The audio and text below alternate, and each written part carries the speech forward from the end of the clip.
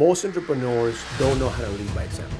They want to hire top producers, they want to attract top talent, they want to have people, but they're not willing to show them the ropes. They're not willing to show up. So if you're coaching an entrepreneur right now that's like complaining about his wife, complaining about the people, like what are you looking in his life to say, hey, here's some of the patterns that I see that you need to change?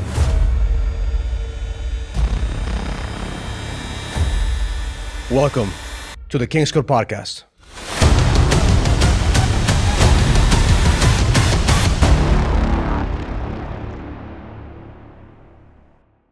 Welcome to the King's Code Podcast. My name is Raul Villacis, and I have here the one, the only, Matt Sapaula. Matt. Great to be in your presence, brother. Man, let's go. Last time we did this, it was during COVID. It was virtual. It was virtual. That was the first time we're actually doing it it's live. And in person. Dallas. In Dallas. Listen, I have to come to see you.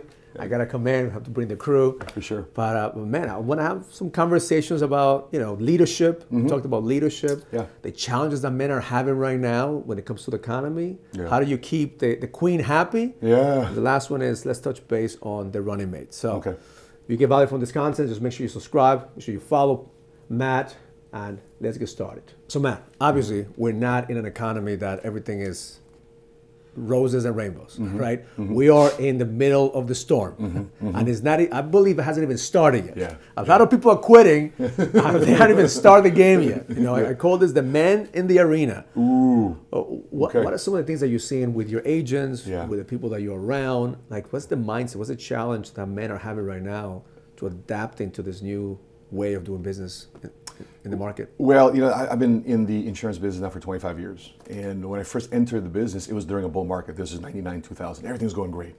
There's just exciting economy. And then .com bubble hit, 01.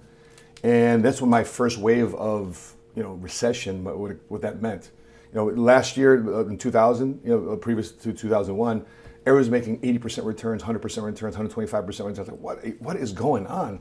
And next thing you know, .com bubble, 9/11 hits, everything, just drops in value. And I saw it run back up again. They dropped the interest rates, real estate market heals the economy. 07, 09, Great Recession. So real estate market healed the nation, real estate market hurt the nation 07, 09. Yeah.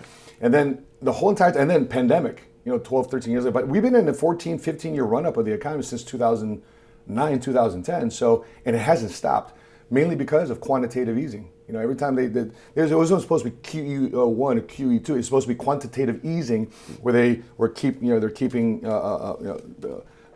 throwing money into the economy. So to answer your question, right now, those that was able to see and position themselves for the long term.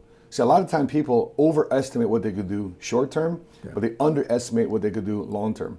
And if you, going forward, have this long-term type strategy, and that's centered around relationships, that's centered around you being clear about who you are, what you stand for. And yeah, in the short term, it's going to be difficult paying the bills, but long term, you're going to be happy you're in the marketplace today, because a lot of wannabes are gone, and the guys that are in the business right now or looking to establish themselves in a business, those are going to be your stronger character types. And I think it all comes down to how bad do you want it? Bingo.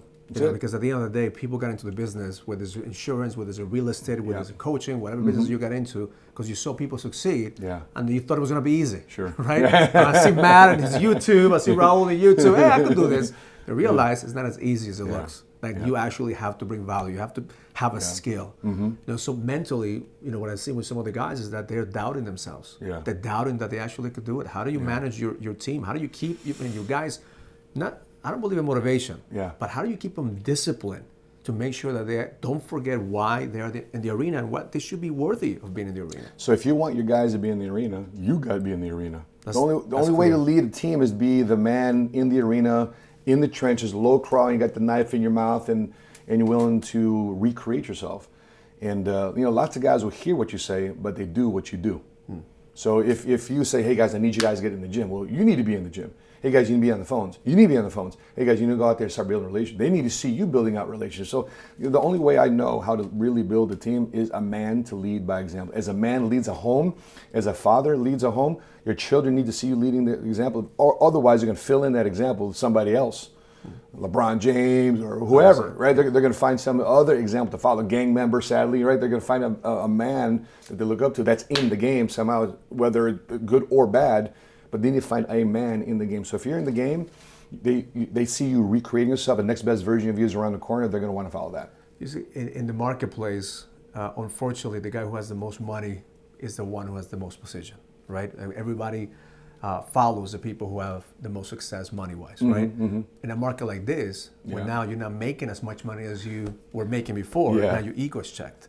If you didn't take care of your family, it's going to show. If you didn't take care of your body, it's going to show. If you didn't take care of your faith, it's going to show. So if it's easy when everybody's winning and you're winning to be the man. It's hard to be the man when you're losing the money game. So have you ever been in a situation where you're losing the money game?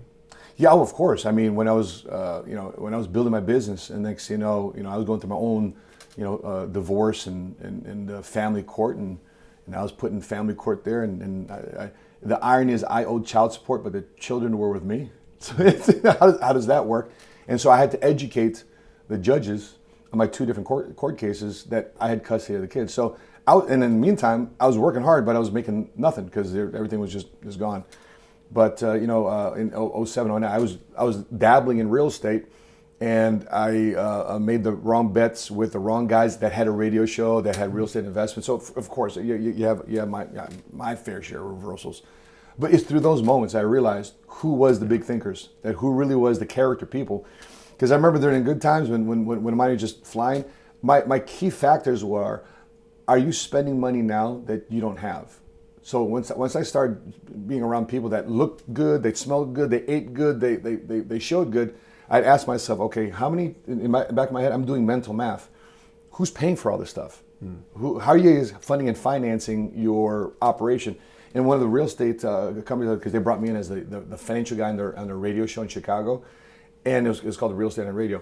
And they were brand new Mercedes, fresh suits, cigars all the time, eating at the best spots. I asked him one question. I said, how many deals have you closed? He goes, well, we're working on the first one.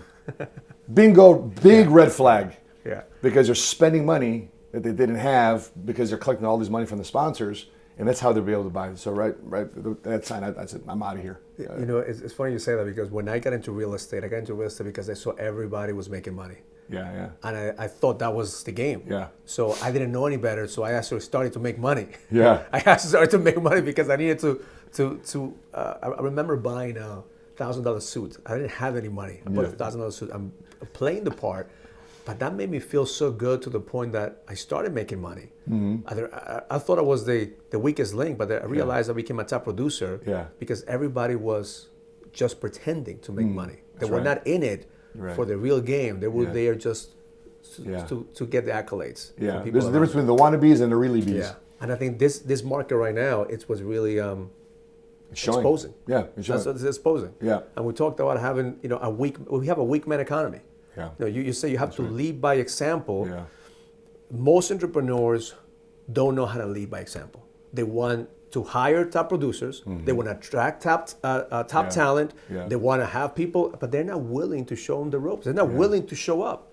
So if you're coaching an entrepreneur right now that's like complaining about his wife, complaining about the people, like what are you looking in his life to say, hey, here's some of the patterns that I see that you need to change? What are they? Well, the first thing that goes when times are rough is people lose gratitude. And inside that word gratitude as the word attitude. They have a change in attitude. And so they forget, listen, man, if you weren't doing this a year ago, 2 years, what else would you be doing? So anytime I come across hard times, when I had conflict with my wife, conflict with my team, conflict, and things aren't going my way, I take a step back, pray, say, God, thank you for everything you've delivered me through, because I would have been living a much different life had not you directed me over here. But I want to make sure I center myself on gratitude and just be thankful for the things that you have. Because in that process, because we're so me oriented, what gratitude does, it releases it. And that's where faith can come in. Because you're trying to control things, fear starts settling in, anxiety starts coming in. And so if you add those compounding factors together, you're in production paralysis. So if you find yourself not in a position you want to be in, take a step back, pray, thank God for everything that you had. Okay, then after that, it's interesting how the big man upstairs just starts revealing your leaks and opportunities. So when you find out what those leaks are, maybe you weren't taking care of your best clients, and maybe you need to create a client appreciation event, or you weren't taking care of this relationship over here, where there could be joint biz dev type opportunities. Maybe you need to take care of that relationship. Maybe you need to take care of the queen back home, or if you're married, you can take care of the king back home. Because when listen, everything is happy in your life because everything's happy at home. Yeah. If you're happy at home, then listen, entrepreneurship is just a reflection of what's going on at home. And so the business just reflects that. Now you can bullshit that, but eventually that's when unhappiness starts creeping in because you're not grateful, you're not genuinely thankful about what you're going through, and that's going to creep up. So what time's going to do, it's going to expose it. Patrick always talks about, the bigger thinkers are exposed 15, 20 years later. And then these are those type of moments. Yeah. How do you act, not during good times, but how do you act during the tough times? I think that the mistake that we make as men is that we try to lie and pretend and just hide and just say, no, I'm okay. I'm okay. I mean, if you look at guys and say, how you doing? Everybody says, I'm okay. I'm good. I'm good. Yeah. Part of what I teach men is just tell the truth. Yeah. Be honest with yourself. If you fucked up, you gotta say it. You gotta own it. Yep, you are the problem. And you feel so much better doing that, though. Yeah, you realize, okay, I put myself in a situation. Yeah. I'm the problem, but guess what? The moment that you realize that you take full ownership, you're the problem, but you're also the solution. Everything that you want is on the other side of pride and ego. You'd say, I'm prideful. I'm too proud to say I'm wrong. That's a problem. Everybody screws up.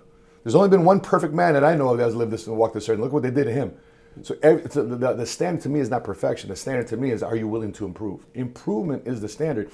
And in the humility of saying, I took ownership of the situation, that's when improvement can begin. Yeah, and let's talk about, I'm glad you brought that in, because faith is a big part of being in the arena. Yeah. I don't care if you believe in God or Jesus or you're a Christian, but you have to have faith in something. Like I personally believe in Jesus and in Christ. Likewise. Yeah. But I don't know where I would be if I didn't have faith. Like, I look back and like, man, and I coach some of those guys, and I don't push religion down their throat, but they're like, oh, I found God through your program. I found God, because when shit hits the fan, you're gonna pray. So what's your prayer life like? What's your process? Do you have a protocol for gratitude, for prayer, just to connect with God at a deeper level when you feel like, man, like I don't have the answers. I'm alone here and I don't know what to do. You know how like men just kind of keep to themselves? That's because they don't have a prayer life.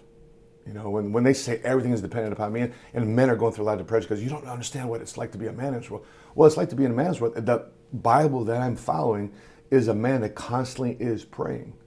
Like Scripture says, live a life of constant and consistent prayer. Prayer without ceasing.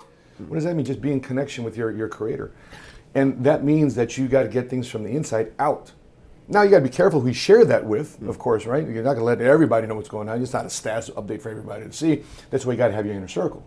Yeah. You got to have your inner circle. You got to have the people that you have a tight prayer life, a group, a small inner circle group of men. For me, what helps me out too as well is, in addition to that small group of men, my wife and I individually, we have our own counsel. I mean, there's an app I have on my phone. It's called Better Help, or just Better.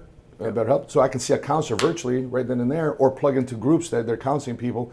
So I realized I'm not the only one going through this type of scenario. A lot of entrepreneurs feel that it's a very isolated situation. You're right, because you isolate yourself.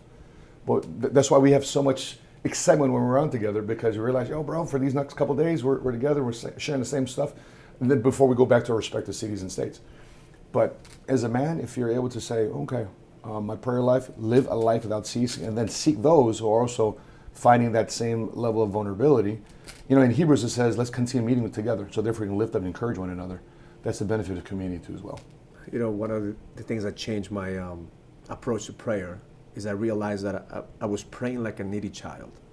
Right. I was praying like, God, help me, please do this for me, please, take away my problems. And when I started not getting my prayers answered, I was like, if you keep praying that way, God is going to continue to hit you to grow. I started praying for strength. Yeah. I started praying for wisdom. I started praying what I call the co-creator prayer. Like, okay, God, you have me here for a reason. Yeah. All right, what do you want me to do with this situation? What do you want me to learn? Every single time that I get my head against the wall, it's because I'm in my head. Yeah. Like I have to get out of my head and really connect at a deeper level to listen to the voice. You and I talked about, I think a couple of years ago, you were asking me like, hey, where should I take my content? Should I talk about, the church a lot, Christianity? I said, man, if that's what God is speaking to you about, you gotta share it. Yeah. We were at the vault and we were doing the exercise with 25 questions. 25 questions. So disturbing. God says you gotta get in the microphone and talk how you were hiding from me. Like, God, no, there's 6,000 people there. God, I want to talk about my business. I want to ask God. I want to ask God. I want to ask the crowd. No, you gotta be a witness and talk how you were hiding from me and how you have to come back. Because I came back. I've been without a church for 10 years.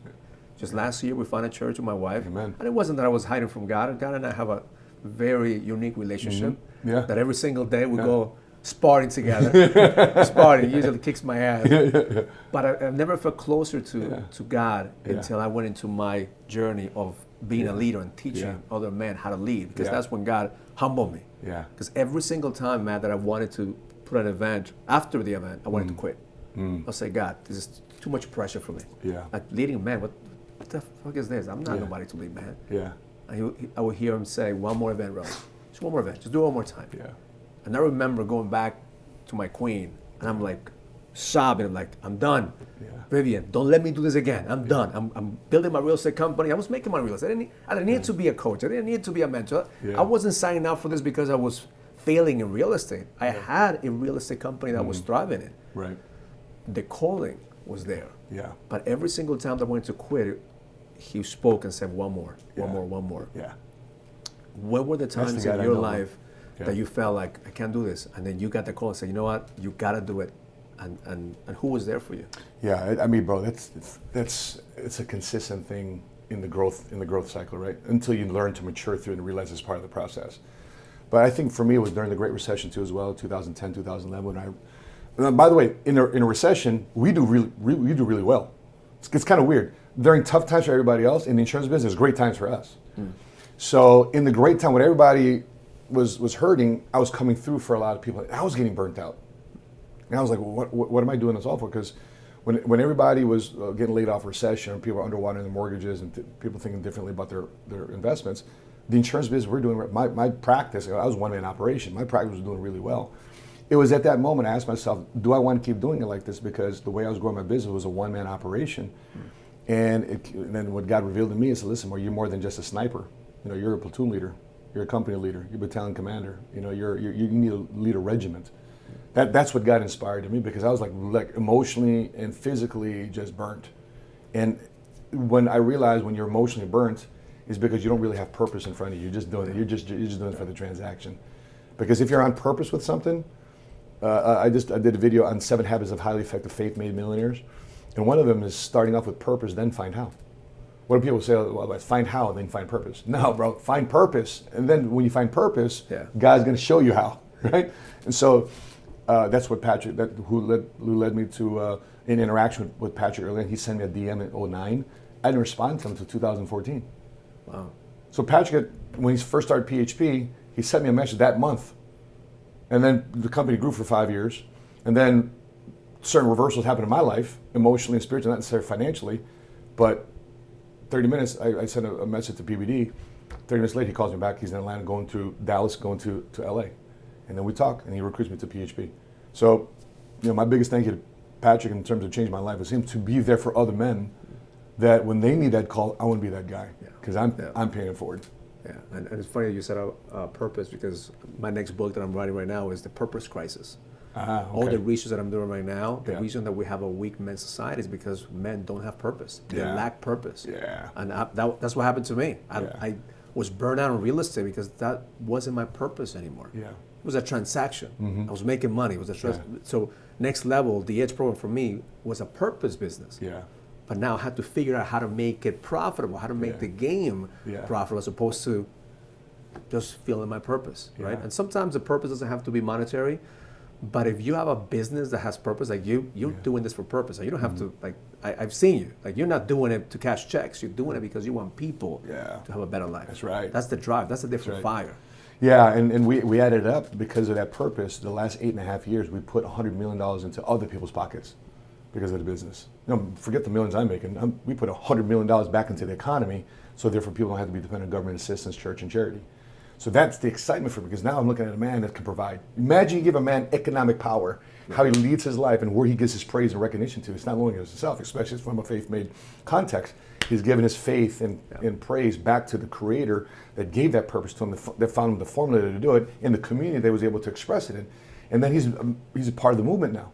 And next, you know, you got guys in different cities and states, you know, rock and roll. That's the exciting thing to see a man with economic empowerment. That's why I'm in the voting process right now. If you're going to vote, you don't know how to vote yet, very easy at the top. Vote for somebody that's putting you in a better economic position to provide for your family. Yeah. Regardless if you're a Democrat or Republican. We don't know the answer to that one. But regardless, go through that process, figure out which candidate is going to create policies that help you become more economically empowered. You know, at the end of the day, make sure that whoever you're voting for you're not voting for him or her to be your savior. Yeah, exactly. Like, nobody's coming to save you. For Donald sure. Trump is going to save you. Kamala's not going to save you. Yeah. Nobody's coming with like the magic pill. Yeah. Like, make sure, again, put yourself in a position to win. Yeah. We say what goes on in the White House, the most important thing what goes on in your house. 100%. So now let's change the conversation to the house. Okay. To the queen conversation. Yes. I get a lot of calls from guys that I coach. I'm not going to put them on blast because they know I love them. But the biggest challenge that we have is a queen. Yeah. I mean, sometimes it's not easy to be married to guys like us, all right? So I have a lot of empathy, and I'm lucky to celebrate 25 years. We went to Paris, That's awesome, 25 bro. years. We Paris.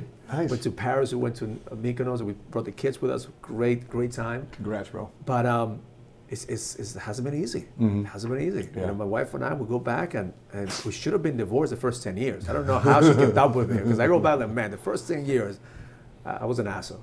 After the 10 years, I kind of started getting my shit together, and the last 10 years have been amazing. But what is the secret, or what would you say are the couple of things that you do that you would wish you would have done before that you're doing now to have a better marriage, to have your queen on board? Okay, so the biggest thing for me is I look back, because we're coming on 10 years now. You know, so it's 10 years of us being married. The thing I would have done, because we're a blended family, is just we're kind of vague. I take you on because I'm marrying you, you're my wife. I'd be very clear what that blended family boundaries was going to look like. Now, I have no problems with her side of the situation, but I have 3 older kids. So what is her conversation stepmother relationship? Because I'm not there to replace them. They know, because my kids are already older. So I think I would have gotten that wrestled in the beginning. Like, okay, we're coming together, and then not only to her, but also to the kids. Because some days, brother, when we were married, like, I have a failure in the business. I have a failure. I didn't close the sale. I had somebody quit. I fired somebody. I'm arguing with my wife. I'm arguing with my kids. Bro, can I have a win today? Well, what? And I don't even want to go home. Like, can I just get a pat on the back for doing something right today? And a lot of that could be managed if you're just clear up front. Yeah. Now, the biggest thing I was able to explain to my wife, I said, listen, babe, you're marrying me. This is my situation. I'm going through this with child support. I'm going through this family law, blah, blah, blah, blah. Here's my drama. And I say this because with the risk of potentially losing you. I was going to say that. Maybe if you were up front at the beginning, you would say, you know what, I don't want this baggage, man. Right. It's too much. Right. Yeah. I just thought, and it was like this, but it was an Italian restaurant, but they had the paper, and you write, because they just changed the paper, and right. So I'm writing the whole thing. Here's my ass. I'm writing my assets. Here's my liabilities. Here's my drama. Blah, blah, blah, blah. I say all this because I see a future with you, and I think going forward, if you don't know this about me, I'd be lying to you. But just know going forward, this is the type of man you're in a relationship that hopefully I have the intention of marrying you. You consider me as a husband in your life, but this is what I got going on, and with the risk of losing you, what are you thinking? Did she know what she says? Is that it? Awesome. I mean, that's it. Awesome. That's a queen. I really got to wife you up. Okay, God, you've confirmed it. But what I didn't continue to discuss was the area of the boundaries of the 3 older children, what her role was. So I think that's where I failed on my end, you know. And so because it comes up, of course we're able to handle it, but it comes in areas of stress right now. Yeah. But that's I'd say the big one. And how do you handle the dynamics? Because she's definitely an alpha woman. She's a leader within her own right. And how do you manage the dynamics of who's leading the household? Do you have 2 people? Do you have a 2-headed monster? How do you position? Like, are you leading? Like, how do you manage that? It is very clear I'm leading the household. It is very clear I'm leading the household, and in her role, she's also leading the household. But at the end of the day, it's my call. Right? We're both leading the household, and she has a difference of opinion. We have an impasse. I have a difference in opinion. I said, babe, listen, this one's on me. I'm calling a shot here, okay? And she honors that decision.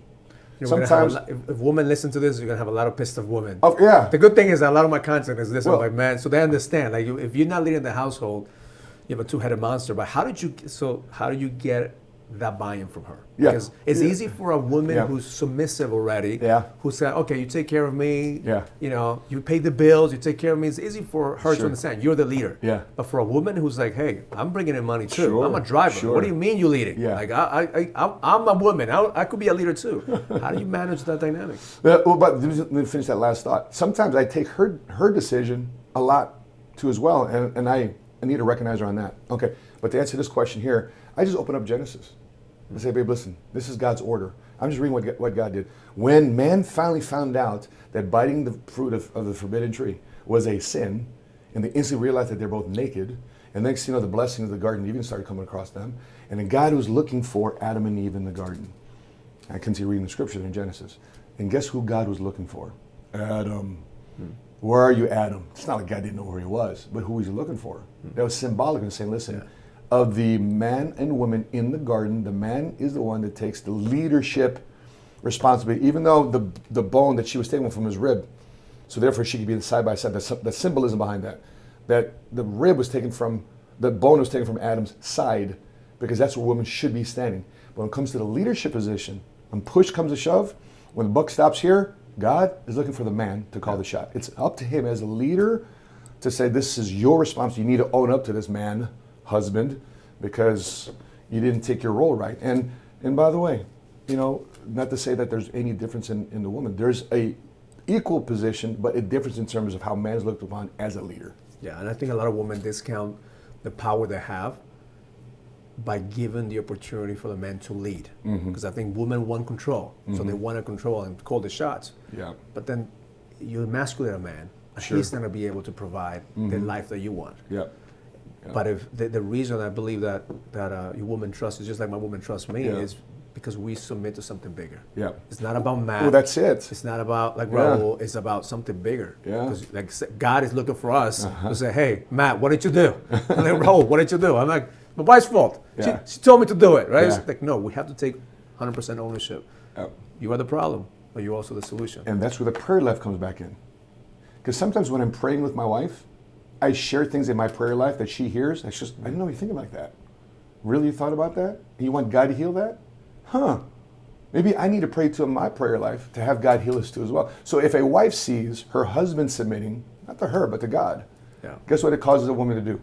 Exactly. Right. Exactly. So therefore, the whole saying of family that prays together stays together. Yeah, because there is constant communication, and the hardest part about being in a marriage is having an expectation about something from somebody. You've never communicated that expectation, but you expect it from them, and they don't come through.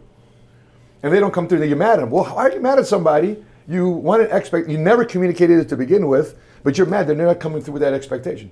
That's where, so a large part of marriages fall, not because of finances or lack of leadership position, but of unmet, unspoken expectations. And that's the problem. And so sometimes the conversation is, babe, is there something that you expect me to do that I'm not coming through with? And that you're looking down upon me as a man? I need to know that. And by the way, it's a very transparent, humbling question. Because sometimes men don't want to hear that. Yeah. They want to hear that answer. But that's the answer you need to hear. Because the reason why she was brought from your rib, because she's supposed to help you. And vice versa. And not only is she supposed to help you, you're supposed to serve her. So there's a mutual benefit here that if you're serving her 100%. And she's helping you, there should be, and we're under God, that's the design. She could be your biggest driver. Yeah. But at the same time, she has all the tools to make sure that you're being poked. Oh man, there's so many. And the daggers come out, and then we're bleeding out in the battlefield. Yeah. Right. But I think that's the power that God gave a woman to be, so she could drive us at the same time. But we have to really know how to lead our women, how to lead our queens. And I think that the biggest challenge that I see with men right now is that they don't want to submit to something bigger. Yeah. They don't want to submit to a higher power, and they think that they're calling the shots. When the reality is that no woman is going to submit to a guy who thinks he's Ed. That's right. And if you think you're Ed, you're going to be humble real quick. Yeah. And we're seeing this right now.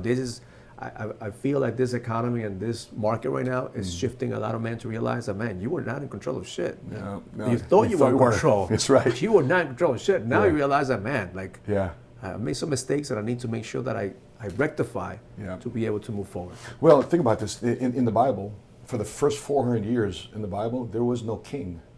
There's one king. So man was able to get along for 400 years honoring God, honoring the household, honoring their marriages, honoring their families, honoring their tribes. Why? Because they honored God. They didn't need a king. They didn't need a government. Yeah. They needed somebody telling them that you can't break these laws. But until man got corrupted with power and money, that's when he needed to be a king. You know, like for example, a Nimrod. Why you ever hear somebody, hey, you're a Nimrod? You ever hear that? Yeah. Do you know where that term comes from? No. It was King Nimrod. Really? So King Nimrod, after the Great Flood, King Nimrod said, "Listen, I'm going to build a tower so high that even if God decides to flood the earth, I'm going to still survive." What a Nimrod! So in other words, you think you can beat God? Yeah. And that's where we are right now. Right. You think you can beat God with your position, your Mercedes, your house, your title, your money? No, bro. You know where that came from?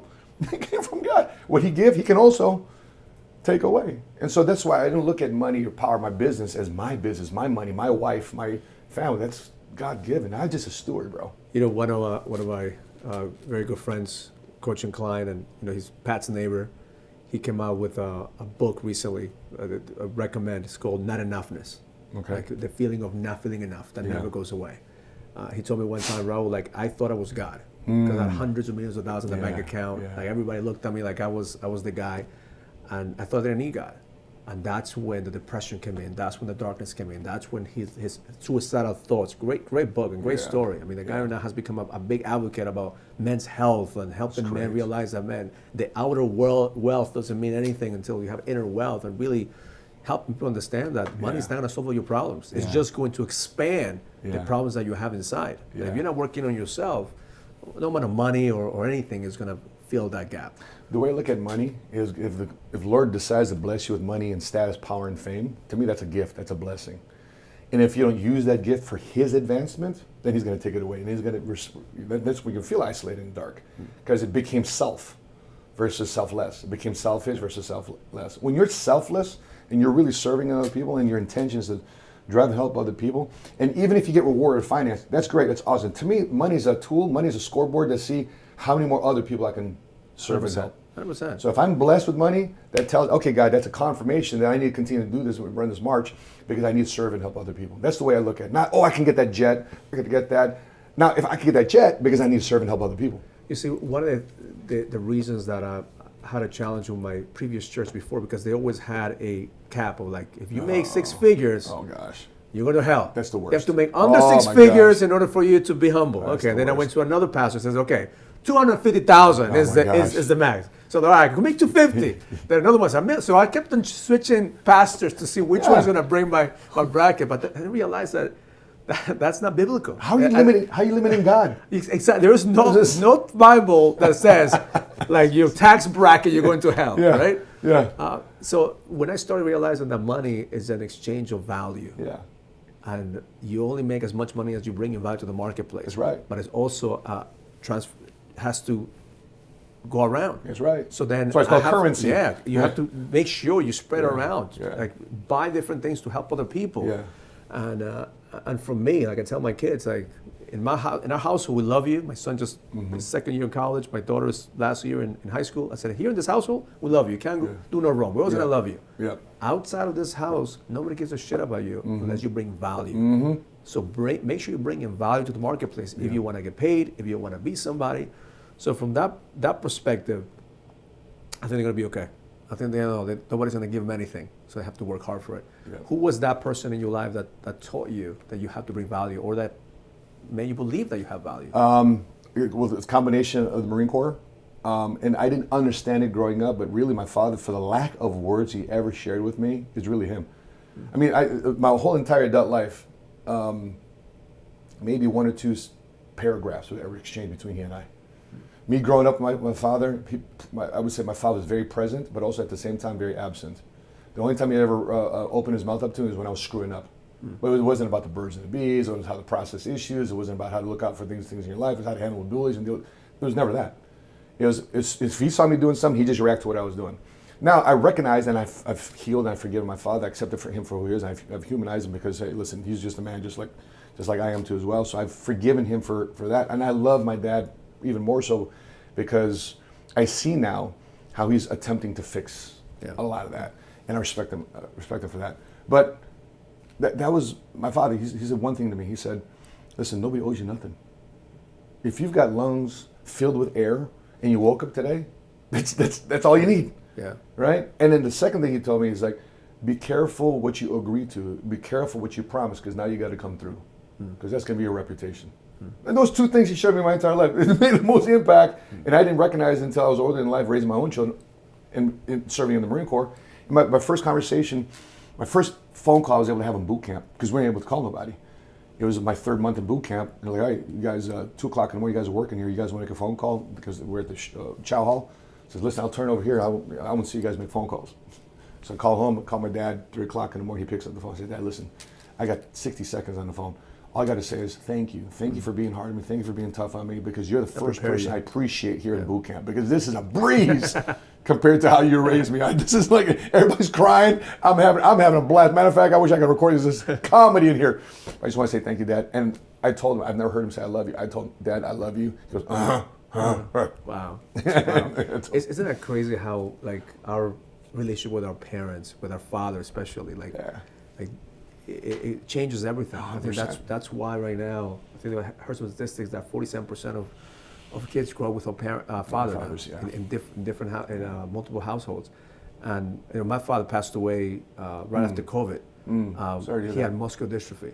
So for me, every single time that I had a bad day, all I had to do was pick up the phone. I didn't have to talk to him about anything that happened. Just the fact that he was in the other side, in his wheelchair with his disease, it was enough for me. Because my bad day didn't mean shit compared to what he was going through. Was it like that for you growing up too as well, or is it more for you when you were an adult? He was diagnosed when I was in my 20s. 19, 20 years old, he was diagnosed, and he got into a wheelchair when I was in my 30s. But his disease started to deteriorate little by little. Yeah. Like at the beginning, he was my hero. He was like Superman.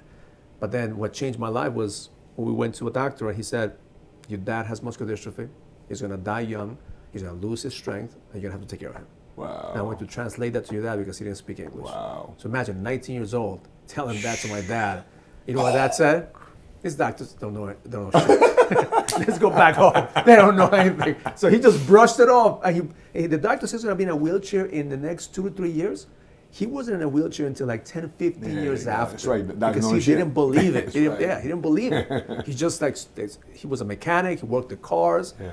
So, but at that moment, at 19, I thought he was going to be in a wheelchair in 2 years. So that's when I started really finding out what am I going to do in my life. Yeah. I used to be in gangs. I used to be in a bad path. Yeah. 19, got my shit together. And that's why, bro, when you bring up the role of not just a man, but the role of a father, and not for me, a role of a grandfather. You know, I was just with my granddaughter yesterday. Just the joy I have with my granddaughter, my lineage. You know, my son's a girl dad, and they're about to have another kid. He's about to have a son, and I'm about to be grandfather of a grandson. Wow! Right? So my lineage my posterity continues, bro. Like to me, I look at that as a gift. Of course, yeah. And so I'm looking at these roles that we can all play, and the reason why the enemy wants to attack man is because they know man is in charge. Exactly. Right? And so the biggest attacks come to the greatest enemies, and that to the enemy is men. Yeah. So I believe one of the biggest lessons that I learned from Pat is the concept of the running mate. Yeah. And actually, that concept impacted me so much at the last Volt event that I went back to the running mates that I had in the past. Yeah. I called them up and said, hey, man, we're going to get together. I'm going to cook for you guys. I did a couple of tomahawk steaks. And I told us, listen, I appreciate the fact that you were running mates. Yeah. Because, you know, sometimes we take for granted the people who are in your life at a certain period of time that made you who you are. Yeah. So you've been a running mate for Pat for X amount of years. Yeah. How do you recruit, or how do you identify your own running mates? Yeah. At the same time, how did you become Pat's running mate? Yeah. So to start with the first one, the first word we brought up in this conversation was gratitude. That every step along the way, there's some form of gratitude, because without gratitude comes entitlement. Like if you're on Pat and you start feeling entitled, he senses that right away. Somebody feels entitled. For example, we have a rule with inside the leadership. If you really call Patrick your coach, your mentor, your friend, somebody that's changed your life, we have he will never pay for a meal around us for the rest of his life if we're around him. Right? So the bill comes up, Patrick reaches for a wallet. We're like, Patrick, you don't have to reach out for a wallet because our credit card is already over there. So he just having me come over and sign the damn bill. right? We're golfing. We're about to go golf. We don't know anything about golf. I see Patrick going to the register to get his practice golf balls, his glove, whatever. Put that in room so and so and so and so. That's our way of showing gratitude to beauty for changing our lives. The gifts, the significance of gifts we give him. What we like about Patrick is he's a foodie, right? So we like to make sure Patrick's taken care of in that area, and that every level of service of the experience at the dinner along the way, it's smooth. The server's got to be smooth. The host has got to be smooth. So we want those details for us with Patrick, because we want him to get his best. So we want to treat his best, because that's our way of showing gratitude. The other part of this is coachability. You can't be an ask hole. Right? You ask for how to change your life, but yet you don't do it. And then you ask 5 or 10 different ways to avoid the real answer because you don't like the first answer he gave you. That's being an asshole, right? You're asking 5 or 10 different questions. It's the same question, asked 5 or 10 different ways to get a potential different answer because you don't like the first one to begin with. No. Patrick told you to do this. So when Patrick wrote about forward in my book, Faith Made Millionaire, he said the first thing I think about Sapaula is coachability. He hears one thing and he immediately implements it. I don't try to, affect it. Yeah, you figure it out. This is what you got to change. Bam, done. I remember when he was recruiting me, and I said, PBD. At that time I was 42. I said, PBD, I'm 42 damn freaking years old. I've wasted a good part of my life because I made a lot of prideful decisions. If you need to coach me, you let me know, because I just want to make $500,000 a year.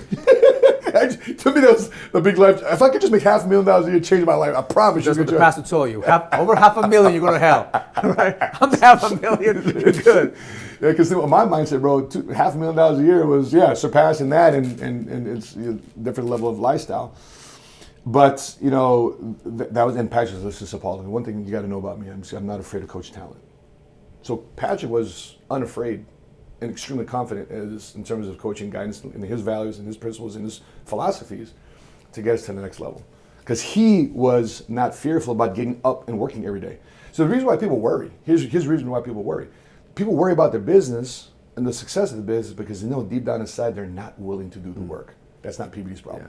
People will really this is my extreme amount of confidence, the fact that, and if it's not you and you let me down, sad part about it, I trust the big man upstairs, he's going to send me somebody. When he came to my birthday party, we were praying for our guys. I said, Lord, my prayer going forward in my 50s is to remove the people from my life that I'm not meant to serve. It's tough because some of them were there, which time revealed 6 months right after. Wow.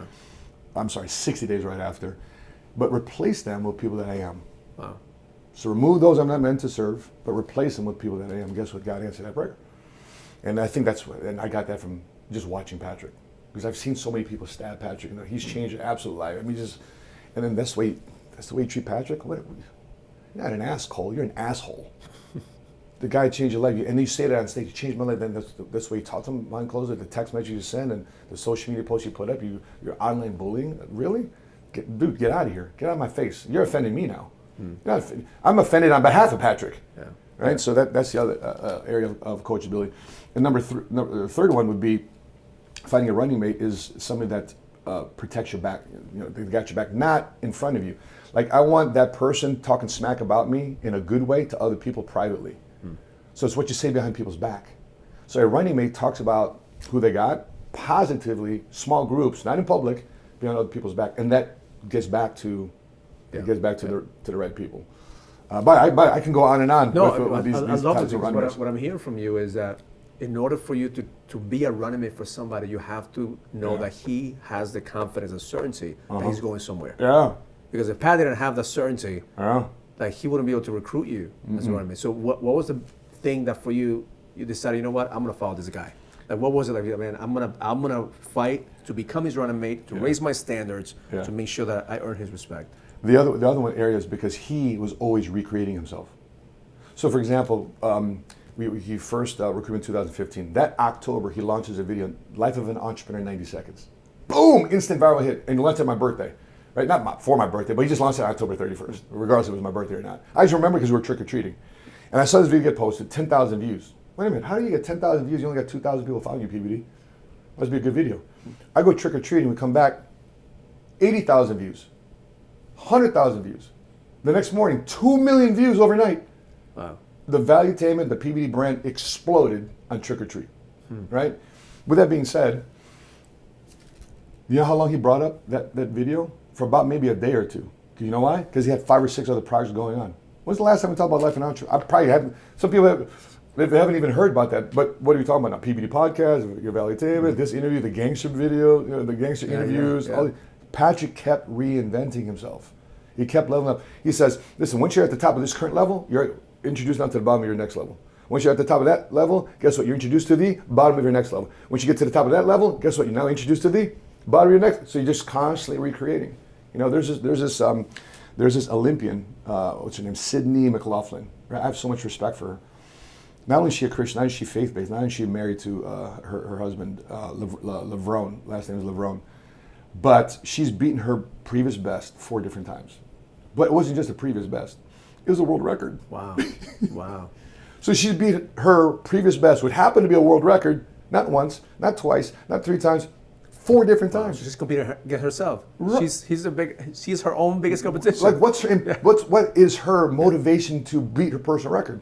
Because she wants to honor God, and she said, "I want to honor God. If God gave me this gift, I got to keep using it." You know, in the parable of the talents, Matthew 25, the story where the master's leaving for a trip, but he gives 3 different servants 3 different sums of money, one talent, 1 2 talents, one 5 talents, which is money. So when he left, the 5 talent servant doubled to 5, the 2 doubled to 4. The one acted out of fear and buried it, right? Yeah. But I go back into scripture. I said, why did Master give him different sums of money? Well, how come he just didn't give them all equal? Well, he said in scripture, it said he gave them money, talents, according to their ability. That was it. Yeah. So I asked myself all the time, okay, Lord, if you want me to build a massive business, what's my current ability? How come you're not giving it to me yet? Oh, I have to increase and improve my ability. I have to recreate myself. And that to me is a very attractive quality for another person doing the same thing and recreating themselves. That's their running buddy. And so when you're constantly recreating yourself, you don't kick back on your previous victories or last minute failures. Because the constant recreation mode, like, okay, what's next? And that's the excitement of the hunt. Yeah. Man, I'm just going 100 miles an hour with my mind, thinking how many times I've recreated myself. Yeah. And it's not easy. No. It's not easy. And in this event that we're in right now, this was my bread and butter real estate, right? Yeah. And when it came to recreating myself, it was the scariest thing at that moment because I felt like if I put content out there, what are my clients going to say? Yeah. What are my corporate clients going to say? Are you going to say that this guy's crazy? I'm going to pull all my assets from this guy? So I think that when men are looking at recreating themselves, they have to overcome their fear. Yeah. Like my biggest fear is, like you said, not fulfilling God's potential in me. So whatever fear that I have that's in my mind, I know it's just my own insecurities. Yeah. But to me, God is like, hey, I give you so much talents, and you hit it. Well, I use half of this talent. Yeah. I wanted to put the other half because I wasn't ready. That's my biggest fear, to go to heaven with half of my tank still full. Yeah. And a large part about that too is recreating yourself is Patrick wants to know if you're accessible and available. Like if he sends you a text message and it takes you hours to get back, you're not his running buddy. If he calls you right away, and by the way, how many times do you really call somebody? You don't really call, you text somebody. But if he's calling you, you don't pick up right away, you're not a running buddy. So when I came back from the vault, I made a list of what I wanted my running mate. I had all my leadership get together and said, hey, this is my standards for running mates. Some of you guys may think you're running mate, but you're not until, you know. And the same thing with me as your running mate. I want to live up to your standards too. Yeah. So it's just part of like, what do you expect from running mate? And I realized I didn't have as many running mates as I thought I had. And then some of the guys are like, I don't want to be running mate. I'm like, all right, good to know now. Yeah, exactly. Right? So what is your biggest fear right now? Like we were talking about like overcoming your fears. What's the biggest fear right now that you maybe as you're getting older, as you're building your business, what's the biggest fear? I would say the biggest fear that as you mentioned, I'm getting older. So the average man lives about 80, 85 years old. So I'm 50. Bro, I got. When you said you were 42 before, I'm like, I think you're 42 now. Yeah, I mean, it's, I look back, this October, next month, I'll be 51. Wow. I'll be 51 damn years old, right? And so I'm looking at this like, So everything I'm doing right now is I'm reading about taking care of my health, taking care of my body. You know, I got invited to a dinner party. You know, the guy talking about God creating opportunities for you. The guy owns one of the biggest, executive heart cardiology, executive physical companies in the whole entire country. So he's invited me to his clinic here to do a full body scan an MRI, they want to they want to sew a virtual AI. They're going to pull out basically my heart, and this is where my heart is. If there's too much plaque in it, am I prone to a stroke? Am I prone to I want to know that now. And if there's any medicines or therapies I need to do right now. So that's my biggest fear is, as a father, as a grandfather, is not being there for my kids, not being there for my wife, and being that, not being able to fulfill my capacity with a sharp mind, with a sharp spirit, and a strong body. That's my biggest fear. That's what drives me in the gym. One of the things that changed my perspective on health. Mm-hmm. I went to a coach one time, and he had me do an exercise. I said, Raul, how long do you want to live?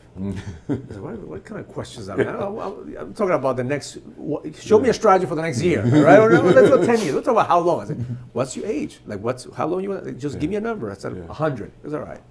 How are you going to live? What's the lifestyle you want to live at 100? Yeah.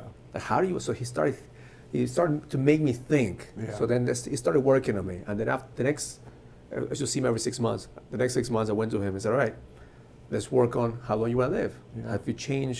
Have you changed your habits to the 100? So he actually had me write down the things that I wanted to do. So now the things I'm doing now are impacting me to the 100. So now I just decided I'm going to live into 120. So I got 20 more years. Yeah. Like that before. So like he added 20 more years into my life. Nice. But really, like now, looking at the technology, I was just at a health conference. Yeah. Technology is changing so much. It said that because of AI, the next 5 years are going to increase a man's longevity and health like nothing you've ever seen before. Yeah. So I'm with you with that. I'll give you some resources as well because I'm in that path. Yeah. In that path of. And the biggest portion of that is food. So right now, in terms of what's going on with food and farms in America, which is scary, that the American farmers are worried about Chinese farmers coming here taking over their farms. That is, how does that happen? How does that happen? How do we as America let our enemy come in and have our farms control of our food? Yeah. Are you crazy? Are you nuts? So I'm glad I'm here in Texas. I mean, but then it doesn't. But it is open season right now in Texas. People are coming out to Texas. People are coming out to Florida. People are coming out to states. Yeah. But right now, the biggest thing for me in terms of the health side of things is make sure I get the right foods. Yeah. If it's the case, man, you and I need to invest in our own damn farm. Yeah, absolutely, man. I have a guy for you. I have a guy for a lot of things. I have a guy for you. He's actually, I'm an investor in his company. He's built, these containers. Mm-hmm. So he's in one container is equivalent to 90 acres of land. He could farm 90 acres of land per container. So he has, I think, like 20 containers right now. He's doing it for restaurants, like high-end stuff, no pesticides, no nothing. So I told him, put one in the back of my house, man. Because when shit hits the fan, I know when I need some food, I want to have a container there to feed the family. Exactly. So that's where the world is going. Yeah, it's scary that we even have to think about that type of stuff. Yeah. So to wrap up this video, why don't you give the audience like 3 things that you're working on right now to become a better leader for your family, to become a better, we talked about health. Yeah. What are the top 3 things right now on top of mind? Like, here's what I'm doing to become a better leader, to be the man that I know I could be, and to be able to live longer. Yeah, well, the first one we've been talking about this whole time is you have to have that area of faith established. The vulnerability that you don't have all the answers, the transparency that you got leaks that you got to shore up, you got to plug. There is no perfect man in this. What I need help. Raul needs help. There's only one perfect man in his world. You know what they did to him. And so if that's the reality that you're saying, okay, then I need to recreate myself because I can't be a better leader. I can't be a better entrepreneur. I can't be a better investor. Now I may do it temporarily. Right, you might get a couple good. You might get lucky, and who doesn't want to get lucky? But does that mean long term? And you need a plan for the long term. So therefore, if you're going to build a foundation, I pray and hope that for you to consider is to be built on a faith-led, faith-based type of strategy. The second area too, as well, is how can you make sure you feel confident as a man by creating that economic empowerment and protection for your family? Because when a man knows how to provide and he knows how to protect, a man feels like a man.